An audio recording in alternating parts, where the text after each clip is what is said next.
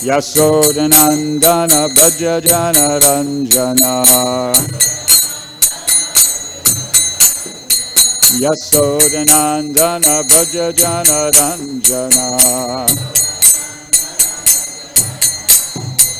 Yamuna Tira Banacha.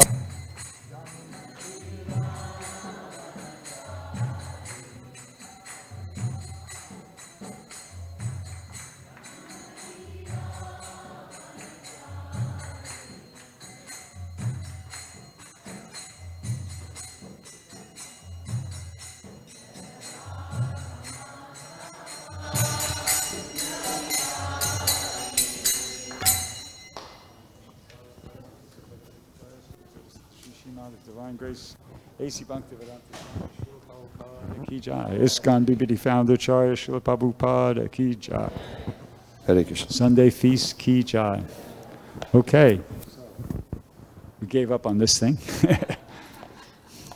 So we're going to speak this afternoon about on text 11 from chapter 4. It's actually a very famous verse. Probably many of you already know it.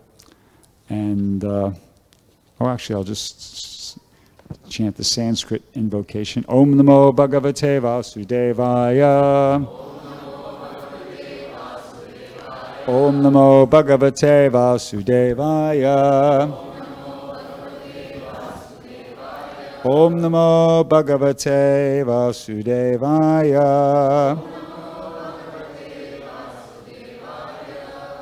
Okay, so this is Bhagavad Gita, chapter 4, text 11. Yeyatamam papajante tamstataiva bhajami aham mama vartmanavartante manusha parthasarvashaha. One more time. Yeyatamam papajante tamstataiva bhajami aham Mama Manavartante Manusha Parthasarvashaha. Would anybody who knows this verse by memory like to chant it? I heard some people chanting. Okay, it's okay. So, yea, all who, yata, as, mam, unto me, prapajyante, surrender, tan, them, tata, so, eva, certainly, bhajami, reward, aham, I, mama, my, vartma, path, anavartante, follow, manusha, all men, partha, osanaprata, sarvasha, in all respects. Translation by His Divine Grace, A.C. Bhaktivedanta Swami, Srila Prabhupada. As all surrender unto me, I reward them accordingly. Everyone follows my path in all respects, O son of Pratha. So I'm not going to read this purport. I'm going to kind of share other things that Prabhupada said about this verse, or about this, what the verse is about, rather than just read this purport. So Krishna is saying here, as they surrender unto me, I reward them accordingly. Everyone follows my path in all respects. So what does he mean by that? Everyone follows my path in all respects. So I'll give an example from my own imagination, what my understanding of that is. Okay? So I'll ask you to all imagine. Imagine you have like a group of friends, okay? And one of the friends goes on the internet and sees an advertisement that so-and-so, Bob Smith or whatever, has an apple orchard, and he's advertising that he wants people to come and pick apples at his orchard. And it starts, there's directions how to get there, and he gives the time. He starts at 9 o'clock, the work goes till 5 o'clock, like that. So one of your friends in your group rings up all your other friends and says, hey, I just saw this on the internet. This guy has got a big apple orchard, and he's advertising he wants people to come and pick the apples, and you get paid. So you decide to, okay, we'll rent a big, like a old school bus or something like that, and we'll go out there. So you get an early start, you get a really early start, and you drive out there, and you're following your favorite GPS program, whatever it is. And when you're getting close, the GPS is showing you to turn right on a certain road, and the road is marked that says, Smith's Apple Orchard, private property, no trespassing. But you're not trespassing because you're just, you're responding to the ad in the internet. So you make the right turn and you're driving down the road. It's a private road. You're on, yeah. So then you drive for a while. It's a big property. And when you get to like a certain point, it's kind of a little like a rise in the hill. And there's a place where there's like a spot he has for visitor parking. So you pull over there. You're early anyway. You got, as I said, you got an early start. It's way before 9 o'clock. And you're looking around, all of you are looking around, so, wow, this guy's really got a... You can see the house off in the distance, and at the same time you could see that when you're looking to your left, there's like a lake, and there's like a road that goes down to a lake, and on the other side there's something that goes down. You can see like horses and stables in the background, and then off to the other, it's all different things happening. And everybody decides, well, maybe let's get out and check this place out. So the thing is this, that whatever path you take, whether you take the path down to the lake, whether you take the path down to the horse stables, whether you take the path out to the apple orchard, you're on one of Bob Smith's paths. Follow? It's all his property. See, so whatever path you take, you're on one of his paths. So in the same way, Krishna says in the 7th chapter of the Bhagavad Gita, text 12, he says, Ye chaiva sattvika bhava rajasas tamasas chaye eveti tan vidhi natu aham teshu tema. He says, all states of being, whether they passion, goodness, or ignorance, are manifestations of my energy.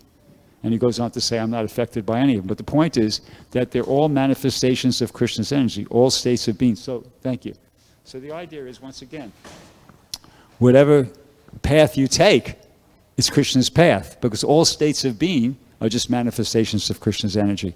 So that's how the second part of that translation could be understood. Everyone follows Krishna's path in all respects, because all the paths are Krishna's, just like all the paths on that property belong to Bob Smith. Whatever you choose to do, whatever a living entity chooses, a person, a human being chooses to do to improve the quality of his life, you're doing it, whether you're doing it in passion or goodness or ignorance, you're on following Krishna's path. It's all his energy. Okay? Now, the first part, all surrender unto me, I reward them accordingly. Okay, so getting back to our example now, our imaginary analogy here. Okay, so you all, after checking, spending a half hour walking down to the lake or going to the stable or whatever, everybody comes back to the car, it's still early, and you decide, okay, let's drive up to the house. It's about 8:30, 8:45. He said the work starts at 9, so let's drive up to the house. So you drive up to the house, and you get out, and you meet Bob Smith, and he says, okay, great, wow, we got a whole big crew here, that's wonderful, we get a lot of apples picked. So he gives you all like a bunch of baskets, these kind of, I don't know what they call it, it's like, they're wood, but they're very thin, and you can put one inside the other. So he gives each of you and your friends, like about 6 baskets, they're one stuck inside the other. Can you visualize what I'm saying? Yeah? Okay, and then you hop back in your car, and he says, okay, go, the orchards are down there, just go to that part of the orchard, start picking. I'm going to drive by I'll be there in a few hours in my pickup truck, and I'll get what you guys picked, and I'll pay you for it. So you go there, and everybody starts picking and putting the apples. Each one puts the apples in the basket they've been given. And then about 3 hours later, he shows up, and he goes, okay, wow, that's great. That's great. So who picked the most? And you're kind of like surprised at that. You think, well, what do you mean who picked them? I mean, well, I guess he picked the most, or she picked the most. Okay, great. Well, so since that person picked the most, we're going to give all the salary, all the money to that person. Would you be satisfied with that? Would you feel that was, fair? That from your group, the one who picked the most got everything, and nobody else got anything? No. See? In other words, it's not a winner. That when you're doing something like that, you don't expect it to be a winner takes all. Everybody's familiar with that expression, winner takes all. There's a lot of things like that work like that in the material world. Like if you're in some sports competition or something like that, And it's the winner. If you're in a boxing match or something, the winner takes all, the loser gets nothing. Even in the Olympics. Well, in the Olympics they have like first gold, silver, and bronze, like that. But it's sort of like a modified winner takes all. But Krishna, the analogy is Krishna doesn't operate like that. Just like that, Bob Smith shouldn't operate like that. He should pay you in proportion to the number of apples you picked. You've been out there working for 3 hours, and you picked like, 4 or 5 baskets of apples. It's not fair. That's just because somebody picked 6, you get nothing. You should get paid in proportion to your work, the work that you did. So that's how Krishna operates. That's just like as I said, a crude analogy to make the point. Krishna is rewarding, it says here, as they surrender unto me, I reward them accordingly. But he doesn't do it, it's not a winner takes all basis. It's according to your sincerity, according to your effort, Krishna rewards. And so you get rewarded in proportion to your sincerity and your effort. That's what's important. That's what's important in Krishna consciousness, not being the best. In the material world, a lot of emphasis is placed on being the best at something, and it's nice to be the best, but what's important to Krishna is not that who's the best. What's important to Krishna is how sincerely is this individual trying to engage in devotional service. That's what's important. That's what's rewarded. Okay? Now I'm going to read something from an excerpt from a lecture Prabhupada gave. Everybody agree with that point? Does that sound like a good point? Okay. All right. So this is an excerpt from a lecture Prabhupada gave where he kind of makes that point.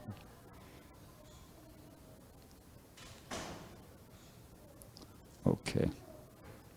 And he's talking about, at this point in this lecture, he's talking about chanting. So he says,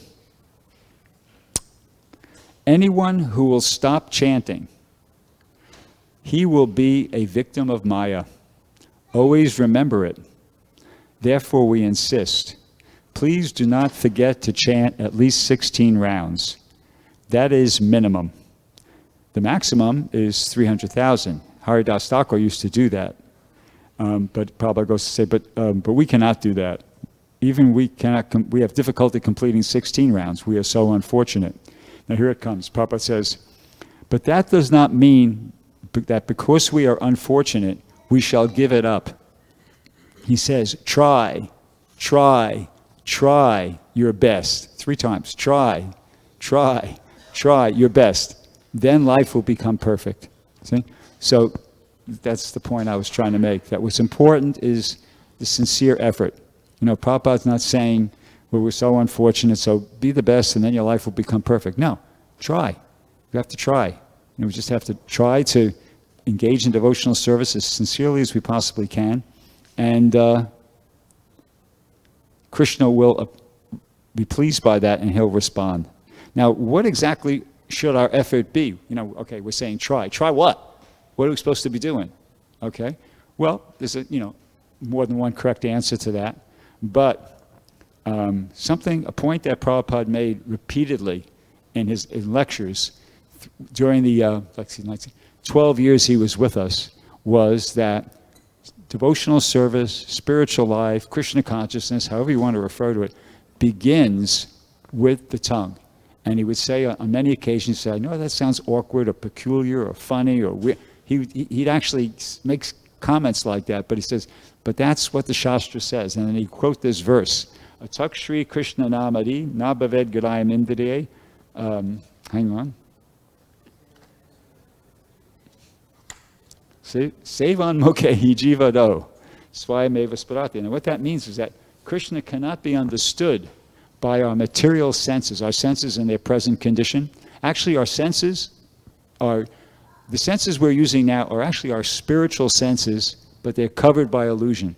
See? So the way to understand Krishna is you have to engage in devotional service. How's it go? Rishikena Rishikesha Sevanam. You have to engage the senses in the service of the master of the senses. And by doing that, the senses become purified. We're able to purify, push away the illusion or the material contamination. That's actually, we're in a state of sensual dysfunction at the moment. You know that word, dysfunctional? Our senses are actually our spiritual senses, but they're dysfunctional at the present moment for spiritual purposes. But the chanting helps us regenerate the senses, elevate them back to the spiritual platform. And then that's how we'll be able to understand Krishna. So the verse says, Atak Shri Krishna Namadi, the name of Krishna, Nabhaved Garayam Indriya. It can't be understood with these senses in their present condition. Sevan Mukhe, which means service, mouth, He Jivado, beginning with the tongue. But certainly, if you engage in service using your mouth and your tongue, right, then Svayam Eva Spiratya, that Krishna becomes revealed. Krishna becomes revealed to you. And Prabhupada would, as I said, repeatedly say that in so many different lectures, in so many different ways, but that basic point is there. And the result of that will be that this is what we're supposed to be. Remember, we just heard about try. This is what you're supposed to be trying. You're supposed to be trying to engage your tongue in Krishna's service by only chanting Hare Krishna, talking about Krishna, or talking about things in relation to Krishna, and taking prasadam, only eating food that's first offered to Krishna in love and devotion. And, as I said, the reason I compiled this notebook was because I kept hearing Prabhupada talk about this in lectures repeatedly. Not just like one or two, but like dozens. So I went on the database and I kind of searched that phrase, Sevan Mukhi Hijivado, and I compiled this notebook. But for years I was thinking, up until maybe a few days ago, I was thinking, well, maybe this was just Prabhupada's trip, I mean, did any of I didn't know. Did any of the previous acharyas ever talk about this? Or, I just thought maybe it's just something like Prabhupada was into. But I showed this to one of my godbrothers, another devotee, and he said, oh, yeah. He said he was reading this book that was written by Bhakti Vikash Maharaj called Bhakti Siddhanta Vaibhav, a book about Bhakti Siddhanta, Prabhupada's spiritual master. And when I read him that about, I read him a place where Prabhupada referred to somebody who does that as a Sevan Mukha. Prabhupada kind of abbreviated that phrase, Sevan Mukha, he jivated to one word. Somebody who does that, Prabhupada called him a Sevan Mukha. And I thought that was just Prabhupada's, unique thing. But then he said, no. He read in that book, Bhakti Siddhanta Vaibhav, that Bhakti Siddhanta said about his spiritual master, Gaurkishore Das Babaji. He said, yeah, he was illiterate. He was not a scholar. He was people considered him illiterate, but he knew the conclusion of all the Vedas because he was a Sevan Mukhe. So, in other words, when I heard that, I realized, oh, this is where Prabhupada got it from. It's not something Prabhupada just cooked up or came up with. No, it's coming down in parampara, disciplic succession. Prabhupada's spiritual master, Bhakti Siddhanta, he also was talking about this. And then this devotee, Devarata is his name, he found other references in that book. The same point was being made. And then I was thinking, well, actually, I remembered somebody told me years ago something in the Bible even where the same point is being made about, how spiritual life kind of begins with the tongue. And then I remembered a reference from the Bhagavatam in the 11th canto. There's what's called the Uddhava Gita. It's something similar to the Bhagavad Gita, but it's more elaborate and it's more kind of goes into things in a bit more depth and detail. Well, for one thing, Krishna had a lot more time. He wasn't on a battlefield, just before the beginning of a big war. So he was explaining different things to Uddhava. So one of the things he mentions in that Uddhava Gita is how he gives this example about how a fish is captured and loses his life because he can't control his tongue. Actually, I heard Prabhupada say in one lecture, the fish actually knows that the worm is on the hook. He knows that, but he's so lusty and so greedy to want to enjoy the worm that despite the fact that he knows that, this is like dangerous, this is super risky, but he goes for it anyway, and of course he gets hooked and like that. So anyway, in the 11th canto of the Srimad Bhagavatam, that was written at least 5,000 years ago, Krishna's making the same point. It's a principle. This is like a principle of devotional service. It's not some just sort of like Prabhupada's idiosyncratic idea. No, it's a principle of devotional service that the spiritual life begins by engaging the tongue in Krishna's service, tasting and vibrating, those two things. So that's what we should be, trying to do more than anything else. And if we do that, the result will be, as Prabhupada says once again in many, many, many, many different classes, that Krishna reveals himself. you'll understand Krishna. Actually, our temple president Savas just mentioned a couple minutes ago about Rath Yatra. So I'll read you one of these excerpts from a lecture Prabhupada gave, which talks about Rath Yatra and relates to this point. So Prabhupada says, this is a lecture he gave in London, 1973. He says, just like the other day we held the festival, Rath Yatra, chant and take prasadam. That's all. Organize this all over the world. They will be saved. They will understand Krishna. Sevan mukha jivato. Krishna will appear. This is the result. If you do this, Krishna will appear. He says, you cannot see Krishna. That is not possible. You cannot order Krishna, please come, I will see you. No. When he is pleased with your service, he will come. That's another very important point. See, this is the service that Krishna is asking for. This is, the acharyas are asking us to do this. Sevan mukha jivato. Engage in devotional service, beginning with the tongue. It means we have to try to chant minimum 16 rounds. That's, by the way, 16 rounds is the minimum. It's not, this ideal standard and minimum requirement. So 16 rounds is the minimum requirement. It's not like we can't chant more. It's the more you chant, the better. Okay? The more you chant, the better. So when Krishna is pleased by our sincere efforts in trying to engage our tongue in his service by chanting the holy names and only taking prasadam, as it says here, when he's pleased with your service, he will come. Yes, I am here, see me. That is Prabhupada says, that is the history. Just like Dhruva Maharaj. Dhruva Maharaj was meditating, and within 6 months he saw Krishna face to face. So here's something interesting. Prabhupada says, so everyone can see. Everyone will be able, provided we utilize the tongue. See? So once again, this is not Prabhupada, that's certainly not my trip. It's right, I've got a whole book here where Prabhupada's basically saying that same thing in so many different words and so many different lectures. Everyone will see, provided we utilize the tongue. So that's really important. And let me get back to my notes here. Oh yeah, okay. So it's talking about seeing Krishna. Now, does that mean actually you're going to see Krishna, see the form of Krishna? Well, it could be. It could be. You could actually, it could be, if we're very fortunate and get very purified, we'll actually be able to see the form of Krishna. But there's preliminary stages. It's kind of like, it's not all or none. It's not like you're totally in ignorance and the next moment Krishna is just revealing his form to you. There's a verse in the Bhagavad Gita in the 5th chapter where Krishna says, when you are enlightened, because we're talking about the process of becoming enlightened here, okay, basically. It says, when you are enlightened with the knowledge by which ignorance or nescience is destroyed, then your knowledge will reveal everything, just like the sun lights up everything in the daytime. So how does the sun light up everything in the daytime? Very beautifully, very fully, but very gradually, right? It's not like flipping on a light switch. It happens over like a period of about 48 minutes, a muhurta actually, to be exact, which is 48 minutes. So, from 48 minutes before the sun rises, you see the first light in the sky, and then 48 minutes later, it actually comes up above the horizon, etc. You see? So it's like that. Krishna consciousness, that seeing Krishna, this is my understanding, it happens like that. It's gradual. It's, and the beginning of that will be, Krishna is described or stated in the 10th chapter of the Bhagavad Gita. Krishna says, Tesham satata yuktanam bhajatam pratipurvakam dadami buddhi yogam tam yenamam upayanti te. That to those who are constantly devoted and worship me with love, I give them the intelligence by which they can come to me. So that's the first stage of seeing Krishna, of Krishna revealing himself to you. He gives you the intelligence to understand what's going to help you in your life and what's not going to help you in your life.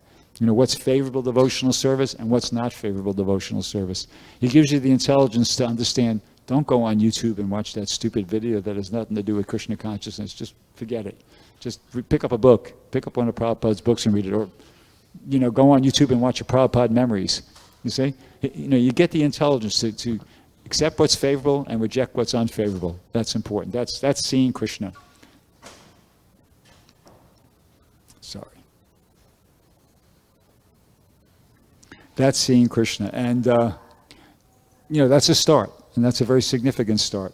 So, and what it doesn't mean is,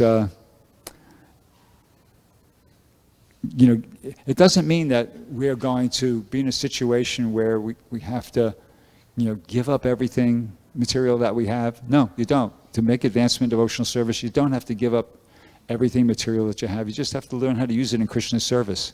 That's what's, and that's stated by Rupa Goswami. Anasaktasya vishayan yatarhan upayunjitaha nirbande Krishna sambande yukta vairagamuchite.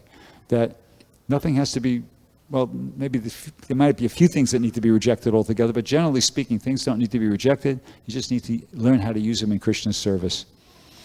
But another point is that we shouldn't think that the goal of engaging in devotional service, or a goal of engaging in devotional service, is to be able to live here comfortably here in the material world.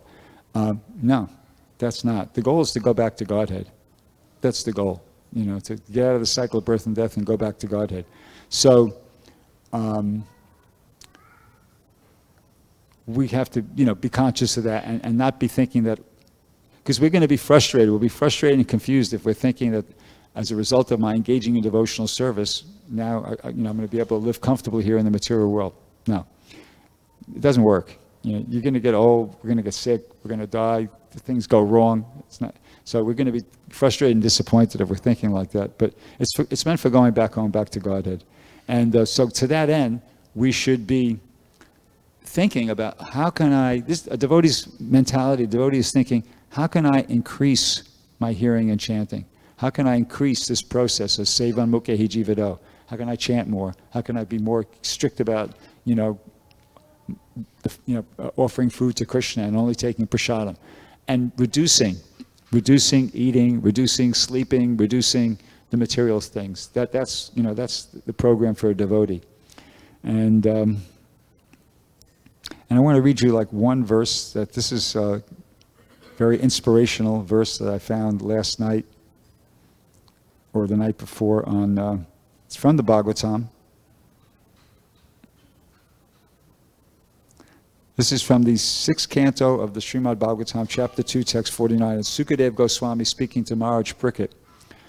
And he says, Riyamano Harer Nama, Grinam Putro Pacharditam, Ajamilo Pi Agadama, Kim Uta Shvaraya Grinam.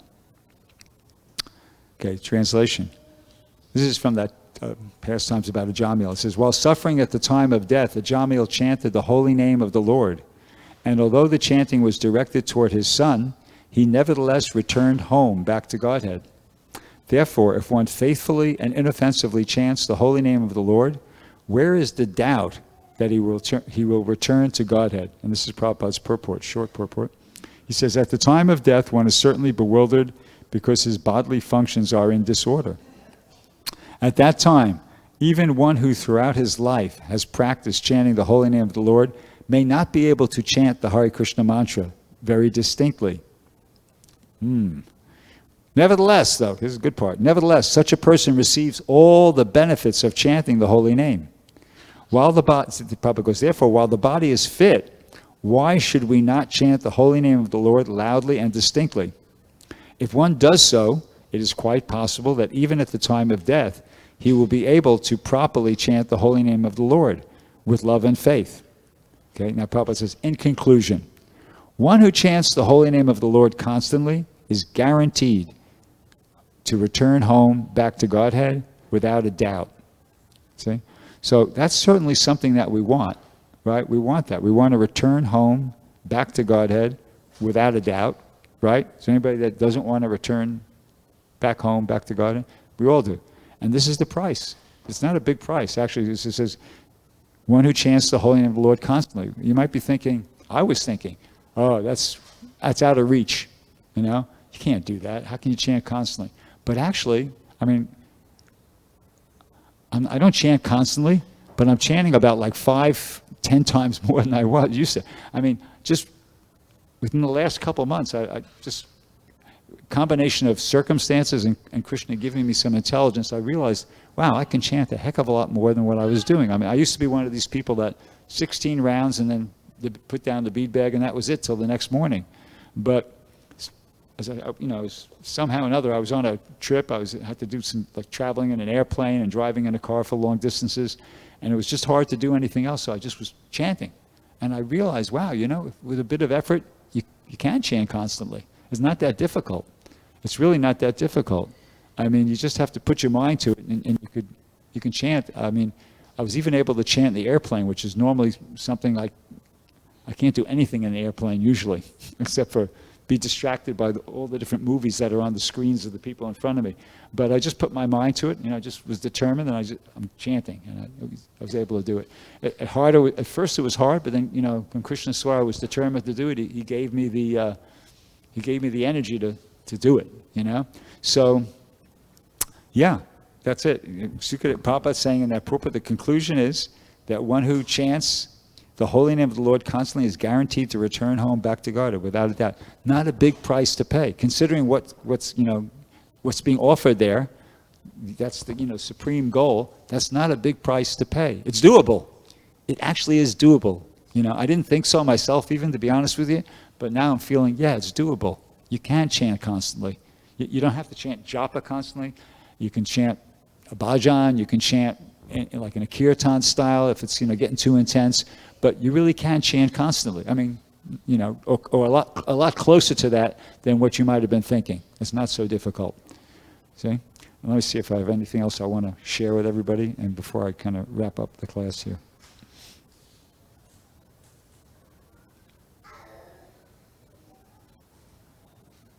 I'll read one more. This is from the Srimad Bhagavatam, chapter 24, text 70.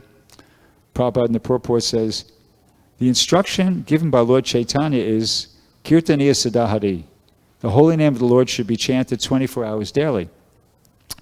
Therefore, in this Krishna conscious movement, we request the devotees to chant at least 16 rounds on their beads daily. Here it comes. Prabhupada says, actually, one has to chant 24 hours daily, just like Thakur Haridas, who was chanting the Hare Krishna mantra 300,000 times daily. Indeed, he had no other business. So some of the Goswamis, like Raghunath Das Goswami, were also chanting very rigidly and offering obeisances very rigidly. But that sentence is there. Actually, one has to chant 24 hours daily. See, so once again, making that point that what Prabhupada gave us, that is not the ideal standard. It's just the minimum requirement. 16 rounds is the basic, bare minimum requirement. But ideally, we want to be striving for chanting as much as we possibly can. And there's one other interesting point I want to share with everybody about that. Find it.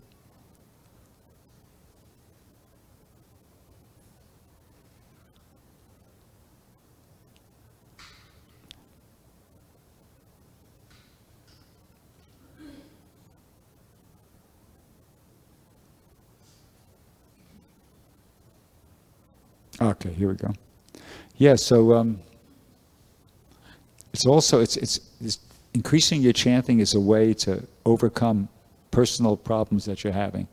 There were in Perth, which is in Australia, a godbrother of mine was with Prabhupada, and he asked Prabhupada a question. Prabhupada, if a grihastha couple is having some problems because one of the members of the couple is just wanting to follow the regulative principles, and the other one really doesn't want to follow, isn't so much inclined. Should they split? Should they separate? And Prabhupada said no.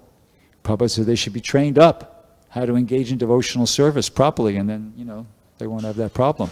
He said that and then he quoted some verse from the 11th canto, and he made the point that when you engage in devotional service, the fever should decrease, which is like the desire for sense gratification.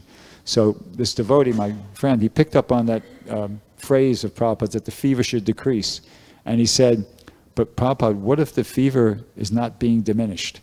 What if it's not? And here's Prabhupada's answer. He says, he didn't say, well, I'll tell you right, what he didn't say is, yeah, then they should split up. No.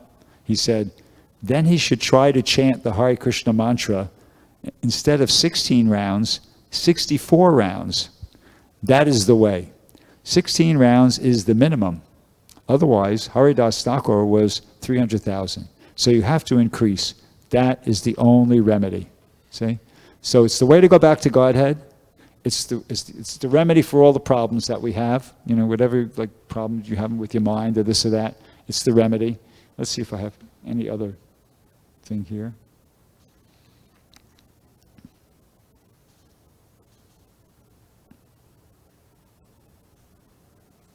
Prabhupada says here, and this is an excerpt from the letter, says the first management, the first management is that each and every member in the temple is chanting 16 rounds regularly and following the regulations. Otherwise, where is our spiritual strength?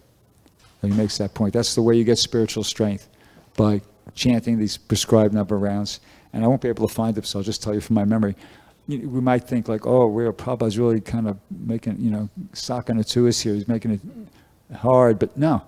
Prabhupada, in one lecture, Prabhupada made the point that in India, he said the lowest number is 25 rounds. And he said that is the lowest. And he said, actually, in Vrindavan, there's many devotees chanting 64 rounds, 120 rounds, and up, and more. He said they are not sleeping very nicely. He's making that point. So, this was a big, big concession for the Westerners. Probably most have probably heard the story that after the first initiation, Prabhupada gave the devotees their beads, and he said, okay, now you got your beads, chant 64 rounds. And they came back to him and they said, Prabhupada, after, the one day they came back and said, Prabhupada, we can't chant 64 rounds.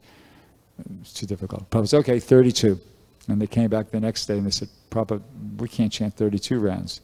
And they came back and Prabhupada said, okay, 16, no less. See, it's a concession. It's a big concession.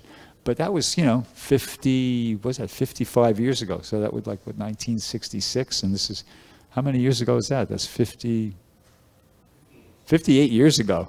So, we can make some progress in 58 years. It's not like we have to stay at the level, at least personally, we should feel like I should make some progress, from the basic minimum to get it to a better standard. So, okay, I'll stop there. Does anybody have any question about any of these things I said? Or, yeah. Is it necessary to take the non-start initiation before you really commit to the chanting? Or can you go for 1 round, 2 rounds at first without taking initiation? Yeah, you could start chanting right away. And you don't have to, in the first Back to Godhead magazine I read, there was an excerpt from a conversation, that Prabhupada was having with some devotees. And so these devotees asked Prabhupada, when can we be initiated? And Prabhupada said, you are already initiated. Here it comes. He says, as soon as one becomes serious to follow my instructions, that is initiation. See? So initiation is important, but more important than the formality of, receiving, sitting in a ceremony. More important than that is that somebody becomes serious to engage in the process. And that seriousness to engage in the process is manifested by the chanting. You see? If somebody's serious about chanting and only eating prasadam, that's like a type of initiation, As Prabhupada said, as soon as you become serious to follow my instructions, and this whole book is just, one page after another, that's the instruction. That's the beginning instruction. Everything else will follow from there. That's initiation. So yeah, eventually, sure, it's good idea, very good idea to take formal initiation. But even without that, right away, somebody should be serious about chanting and taking prasadam, and they're going to make a lot of progress by doing that. Does that kind of answer your question? Yeah. Anybody else? Yeah.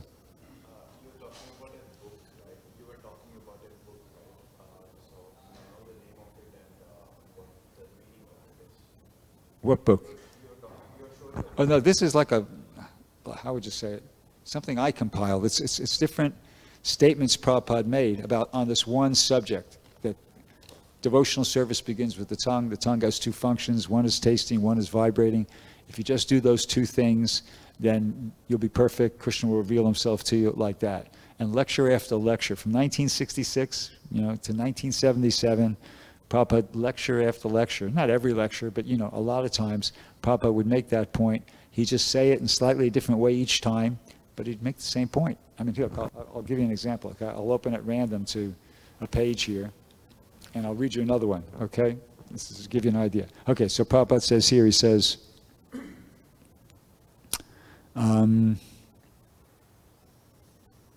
okay. I could read the whole thing. It says, now that I was going, Bhaktivinoda Thakur said, Tadamaja jivayati lobamai surdurmati. The tongue is surdurmati. It is very, very badly intelligent. Not at all intelligent. Wants to eat.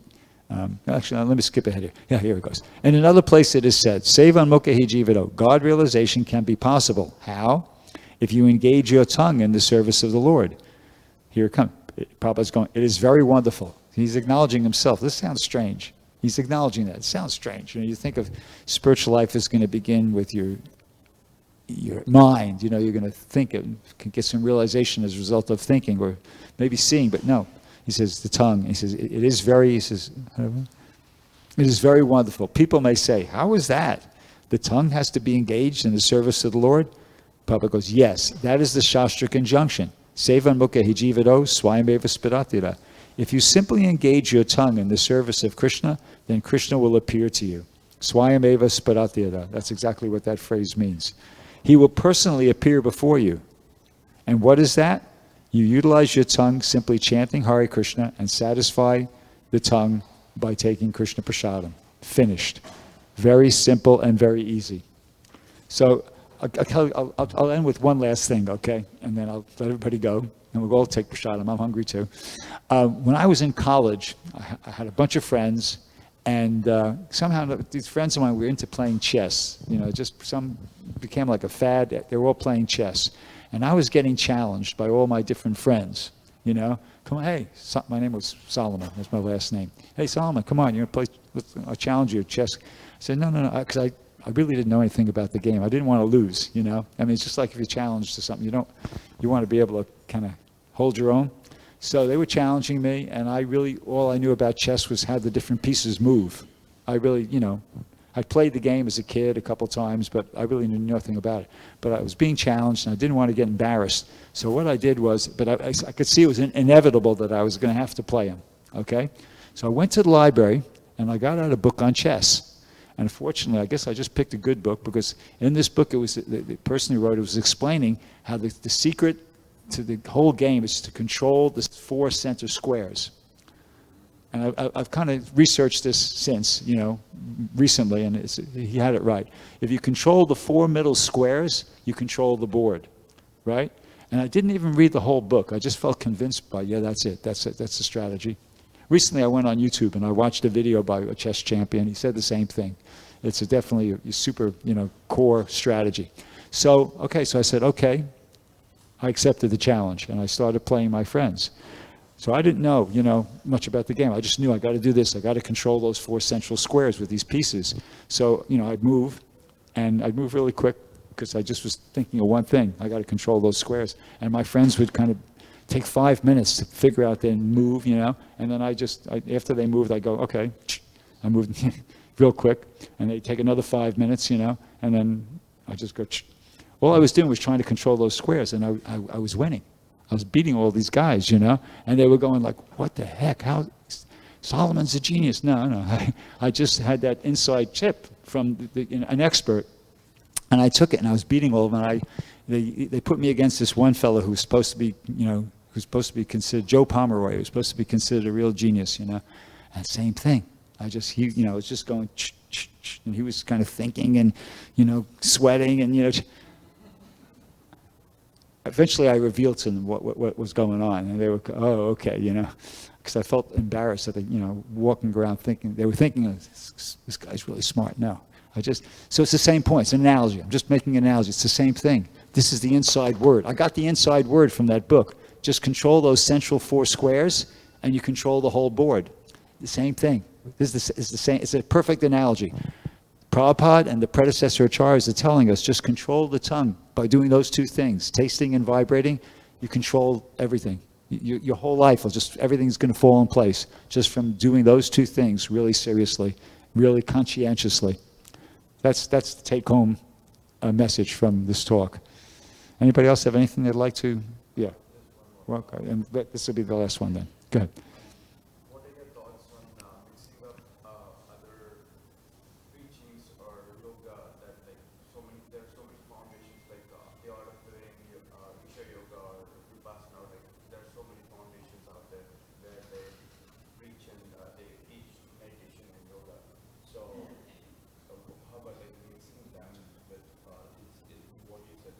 I wouldn't recommend it.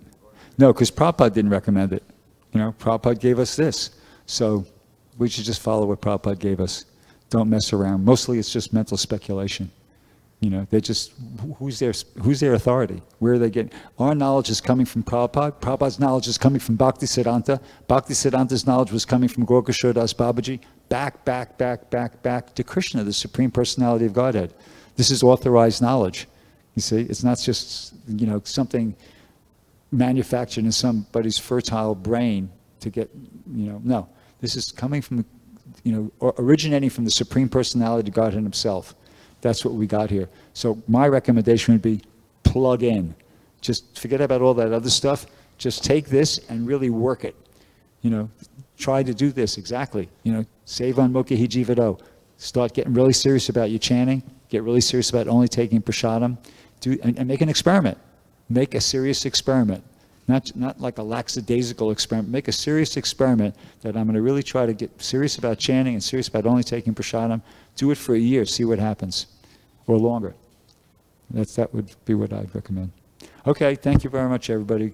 Srimad Bhagavatam Ki Jai, Srila Prabhupada Ki Jai.